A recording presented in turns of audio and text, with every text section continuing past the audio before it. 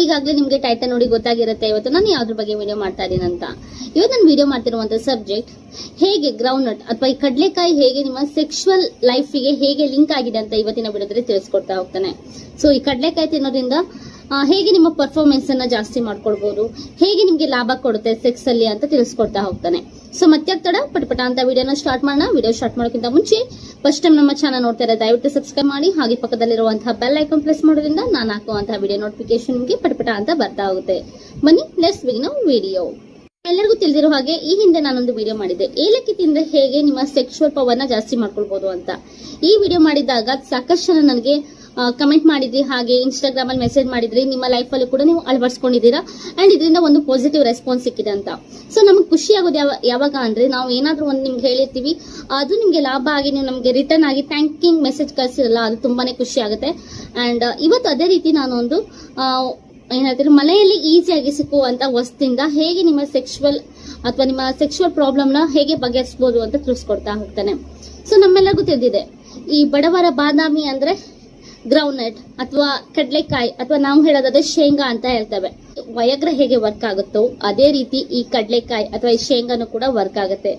ಹೇಗೆ ಅಂದ್ರೆ ಈಗ ವಯಗ್ರದಲ್ಲಿರುವಂತಹ ಕಂಟೆಂಟ್ ಏನಿದೆಯೋ ಅದೇ ಕಂಟೆಂಟ್ ಈ ಕಡಲೆಕಾಯಿ ಕೂಡ ಇರುತ್ತೆ. ಸೊ ಅದರಿಂದ ನೀವು ವಯಗ್ರ ತಗೊಂಡು ಸೈಡ್ ಇಫೆಕ್ಟ್ ಮಾಡ್ಕೊಳ್ಳೋಕ್ಕಿಂತ ಸೊ ಮನೆಯಲ್ಲಿ ಈಸಿ ಆಗಿ ಸಿಗುವಂತ ಶುದ್ಧವಾದ ಶೇಂಗಾ ಅಥವಾ ಕಡಲೆಕಾಯಿ ತಿನ್ನೋದ್ರಿಂದ ನಿಮ್ಮ ಸೆಕ್ಷುವಲ್ ಆಸೆಯನ್ನ ನೀವು ಈಡೇರಿಸ್ಕೊಳ್ಬಹುದು.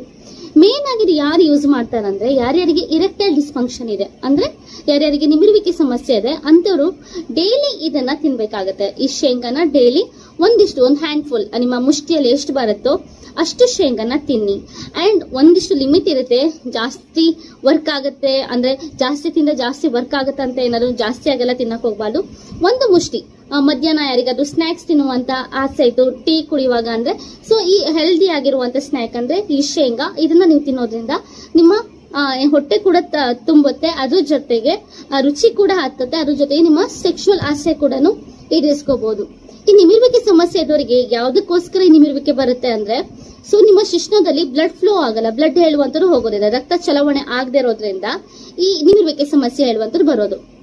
ನಿಮಿರುವಿಕೆ ಅನ್ಕೊಳ್ಳೆ ಸಾಕಷ್ಟು ಜನಕ್ಕೆ ಡೌಟ್ ಕೂಡ ಇರುತ್ತೆ, ಅಂದ್ರೆ ಸೆಕ್ಸ್ ಮಾಡುವಾಗ ಈ ಶಿಶ್ನ ಹೇಳುವಂತದ್ದು ಸರಿಯಾದ ಕ್ರಮದಲ್ಲಿ ಇಲ್ಲದೆ ಇರುವಂತದನ್ನ ನಿಮಿರುವಿಕೆ ಅಂತ ಹೇಳ್ತೇವೆ, ಅಂದ್ರೆ ಸ್ಟ್ಯಾಂಡ್ ಆಗದೆ ಇರುವಂತದ್ದು ನಿಮಿರುವಿಕೆ ಅಂತ ಹೇಳ್ತೇವೆ.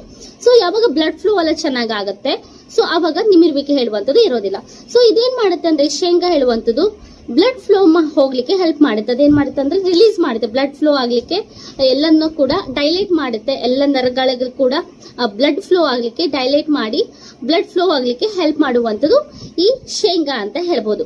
ನೆಕ್ಸ್ಟ್ ಸಾಕಷ್ಟು ಜನಕ್ಕೆ ಒಂದು ಮಿಸ್ಕನ್ಸೆಪ್ಷನ್ ಇದೆ, ಈ ವಯಗ್ರ ತಗೊಳ್ಳೋದ್ರಿಂದ ಲಾಭ ಜಾಸ್ತಿ ಇದೆ ಅಂತ. ವಯಗ್ರ ತಗೊಳ್ಳೋದ್ರಿಂದ ಲಾಭಕ್ಕಿಂತ ನಷ್ಟಗಳೇ ಜಾಸ್ತಿ ಇದೆ ಅಂತ ಹೇಳ್ಬೋದು. ತುಂಬಾ ಜನ ತಪ್ಪು ತಿಳ್ಕೊಂಡು ಏನ್ ಮಾಡ್ತಾರೆ ಅಂದ್ರೆ ವಯಗ್ರನ ಯಾವ್ದಕ್ಕೋಸ್ಕರ ಯೂಸ್ ಮಾಡ್ತಾರೆ ಅಂದ್ರೆ ಟೈಮಿಂಗ್ ಗೋಸ್ಕರ ಯೂಸ್ ಮಾಡ್ತಾರೆ. ಫಾರ್ ಎಕ್ಸಾಂಪಲ್ ನಿಮ್ಗೊಂದು 25 ಮಿನಿಟ್ಸ್ ನಿಮ್ಗೆ ಸೆಕ್ಸ್ ಮಾಡ್ಲಿಕ್ಕೆ ಸ್ಟಾಮಿನಾ ಇದೆ ಅಂತ ತಿಳ್ಕೊಳ್ಳಿ, ತುಂಬಾ ಜನ ಏನ್ ಮಾಡ್ತಾರೆ 30 to 40 ಮಿನಿಟ್ಸ್ ಮಾಡ್ಬೇಕು ಅಂತ ಅದನ್ನ ತಗೊಳ್ತಾರೆ. ಬಟ್ ವಯಗ್ರದಿಂದ ಯಾವುದೇ ಕಾರಣಕ್ಕೂ ನಿಮ್ಮ ಲಾಂಗ್ ಲಾಸ್ಟಿಂಗ್ ಸೆಕ್ಸಿಗೋಸ್ಕರ ಯೂಸ್ ಮಾಡುವಂತದಲ್ಲ. ಅದು ಯಾರಿಗೋಸ್ಕರ ಕಂಡು ಹಿಡಿದಿದ್ದಾರೆ ಅಂದ್ರೆ ಯಾರ್ಯಾರಿಗೆ ನಿಮಿರುವಿಕೆ ಸಮಸ್ಯೆ ಇದೆ ಅಂದ್ರೆ ಯಾರ್ಯಾರಿಗೆ ಎರೆಕ್ಟೈಲ್ ಡಿಸ್ಫಂಕ್ಷನ್ ಇದೆಯಲ್ಲ ಅಂತವರಿಗೋಸ್ಕರ ಕಂಡು ಹಿಡಿಯುವಂತದ್ದು. ಸೊ ಯಾರ್ಯಾರಿಗೆ ನಾರ್ಮಲ್ ಆಗಿರ್ತೀರ ಅವ್ರು ತಗೊಂಡ್ರೆ ಏನಾಗುತ್ತೆ, ಸೈಡ್ ಇಫೆಕ್ಟ್ ಬಂದೇ ಬರುತ್ತೆ. ಫಾರ್ ಎಕ್ಸಾಂಪಲ್ ನಿಮ್ಗೆ ಕಿವಿ ನೋವು ಬರ್ತಾ ಇದೆ ಅಂದ್ರೆ ಸೊ ನೀವು ನೆಗಡಿ ಆಗಿರುವಂತ ಟ್ಯಾಬ್ಲೆಟ್ ತಗೊಂಡ್ರೆ ನಿಮ್ಗೆ ವರ್ಕ್ ಆಗುತ್ತಾ? ಇಲ್ಲ ಅಲ್ವಾ, ಸೈಡ್ ಇಫೆಕ್ಟ್ ಆಗುತ್ತಲ್ವಾ.